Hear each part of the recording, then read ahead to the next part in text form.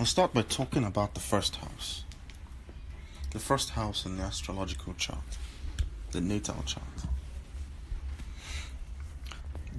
The first house is the house of new beginning. A new beginning where life suddenly springs forth. The ascendant is that point, which is the ascendant is the beginning of the first house. But it is that point wherein which awareness, right, manifests as an individual.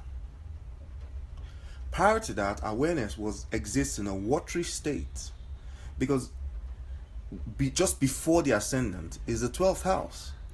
In fact, any degree of the ascendant in backwards direction, it's Pisces, and Pisces is a watery world, you see, and that tells us about the condition of the infant, of the fetus in the womb. It's in a watery world because it has to pass through that watery world to get to this level, this world of ours, which is signified by the process of individuation, where you suddenly come into existence. It is the act of being. It means that at some point just prior you were not, and then at some other point just after that you are. And that process, that transition, is the process of birth. So the first house, where the ascendant is the launch pad. You understand how individuation, how being, how ego is launched into the world. But ego doesn't even know what it is in the first house because it doesn't need to know. It only knows that it is alive. It doesn't know what it is. So the ascendant is an extremely important point in the natal chart. It represents that moment awareness is individuated. It's just the process. It does, because it doesn't even know that it's an individual. It just knows that it is alive. That is it. It's no longer in the watery world. This is, can you imagine an infant, a newly born infant, just trying to understand where it is? Because it spent the last, you can't say it spent the last 9 months, because it's not an infant like that in 9 months.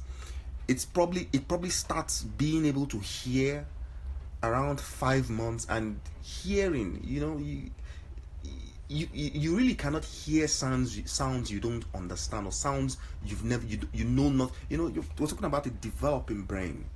It doesn't have a history or a memory of what sounds actually sound like. It doesn't know anything. And then it starts hearing these vibrations through the water. It doesn't know what to make of it. It doesn't even know that they are vibrations. It just perceives it as a background noise. That's really what it is. A background noise in a watery world. It has no being, so it is really nothing. Now, the gap between nothing is deliberate. I don't mean that it is nothing, but from its point of view, it is not a thing yet. It is developing. So it's just for a few months that it learns to hear, to see, and it doesn't even know what it's hearing, it doesn't know what it's seeing. It just knows that certain things are associated with its environment. For instance, its mother, it knows that when the mother begins to make some kind of noise like laughing, you see, it knows that changes the mood of the mother, and that change in mood changes the chemistry of its watery environment. It knows this. So it learns to associate certain things with the way that it feels, especially those sounds. That's why the two most common sounds it hears are those from its mother and those from its father. It comes to associate these sounds, together and relate it to itself. So it begins to have an idea, but it is not an individual yet. It becomes an individual when it takes its first gulp of air. And that's when we say that a child is born. And that point where a child is born represents the ascendant. The ascendant is really the container within which all aspects of the chart fall in. Meaning everything in the chart must be interpreted in the context of an ascendant. because the ascendant is the initial flash of sensorial experience, rapid sensorial experience, the first imprint of that on the brain, the first imprint of that in the lungs from the oxygen, the air that the child breathes in. Remember, the child's lungs are crumpled in the womb. The child doesn't breathe air in the womb, so the lungs are crumpled. So that first injection of air and the harshness of oxygen, it burns an imprint into the lungs. That is the ascendant. It also burns that into the brain. That is the ascendant, and it is the background context within which every experience of your life will be played. I cannot overstate the importance of the ascendant. Some astrologers tend to think that the ascendant is just a mask that you wear. Nothing could be further from the truth.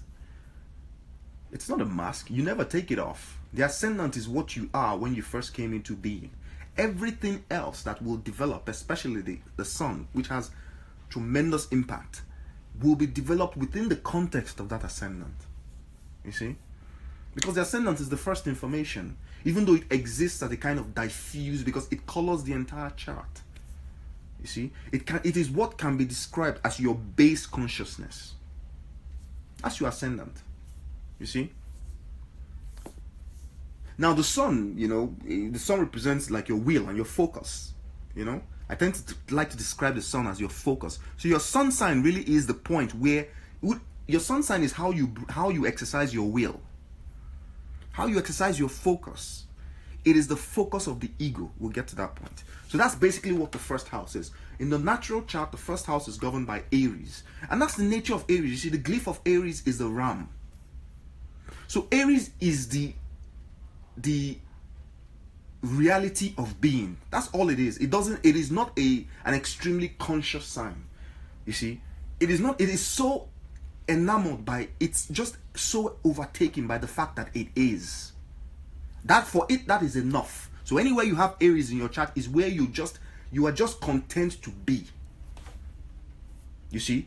And Aries is an outgoing sign, because the first house is how to be is not a static thing, it's not a receptive thing. To be is an active impulse, because to be is to emanate, is to come out. That is what it means, to open the door. So basically Aries represents the way you start anything. When you decide that, okay, when the impulse comes that I gotta move, the way you move, how you move, it's all Aries.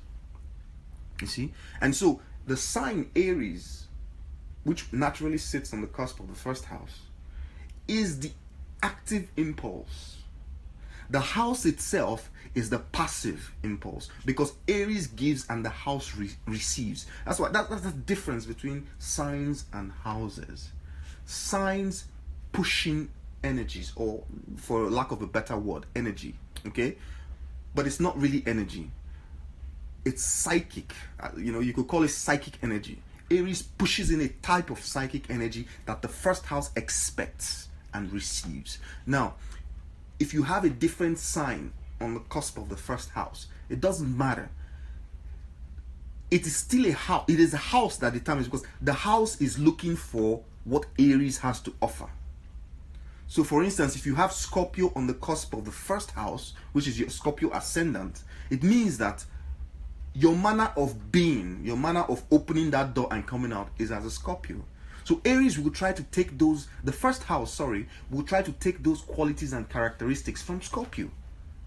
That's what it will try to take from. So however Scorpio would have to mimic Aries. And it is those qualities that Scorpio is able to mimic in the form of Aries that are selected for in the first house. So the houses select what they want based on the area of human experience that they represent. That's really what it is. So Aries gives the impulse, the psychic impulse to move. The first house expects such a psychic impulse, and so that's why they call it's a natural match. Okay? Now, from Aries, so planets in that first house, they modify this ability of the house, because planets only affect the houses. Planets do not affect signs. You see?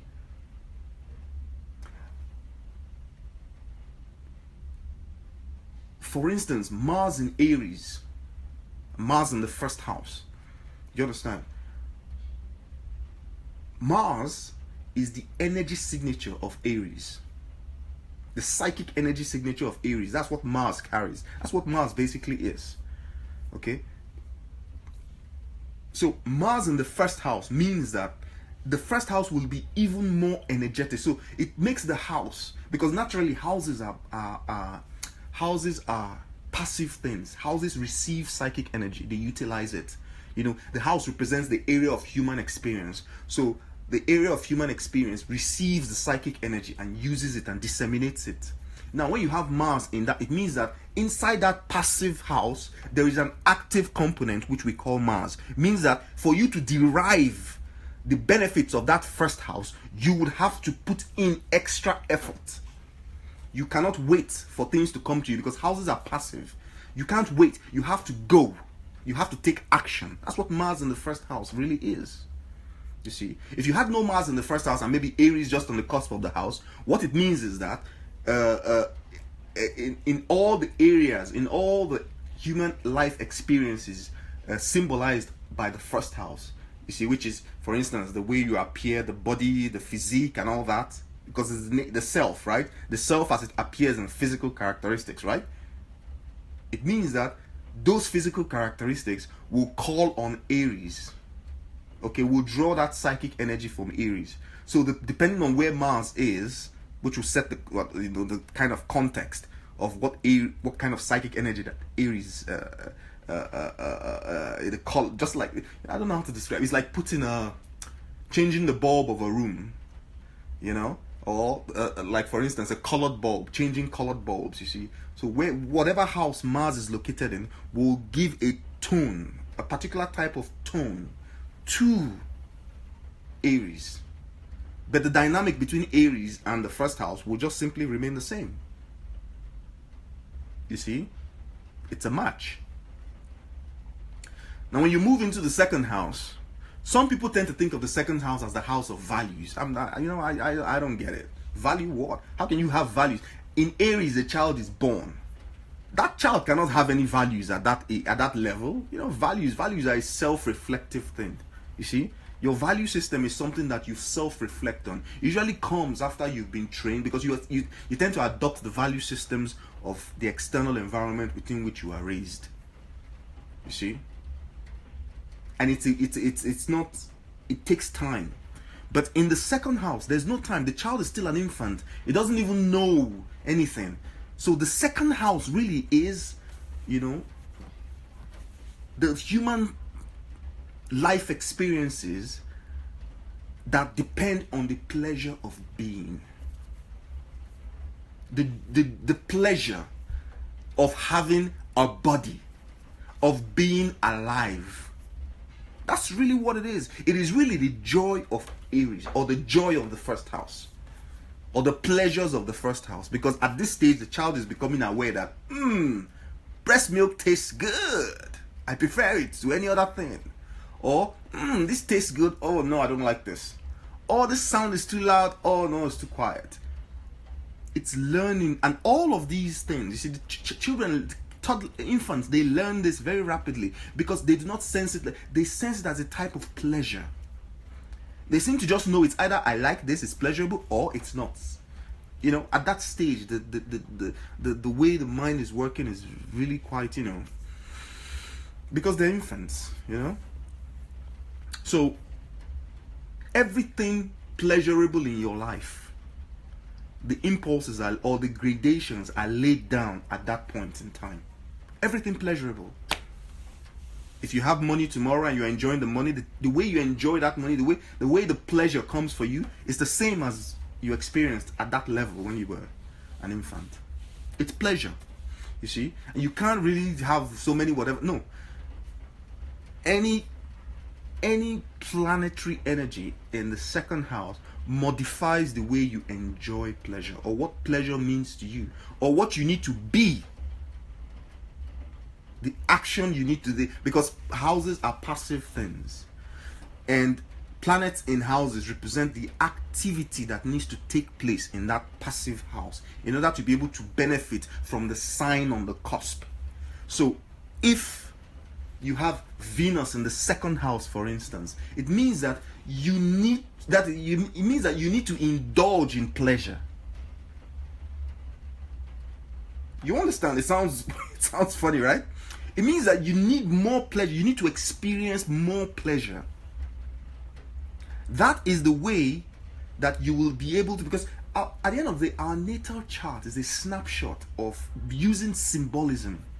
Nothing on the natal chart should be taken for, they're just symbols. But they are symbols like the language of mathematics. The language of mathematics is it's just the scratching of symbols. You understand? It is the meaning behind these symbols that is the most important thing, and the rules you set for understanding how these symbols relate to each other. How is that different from math?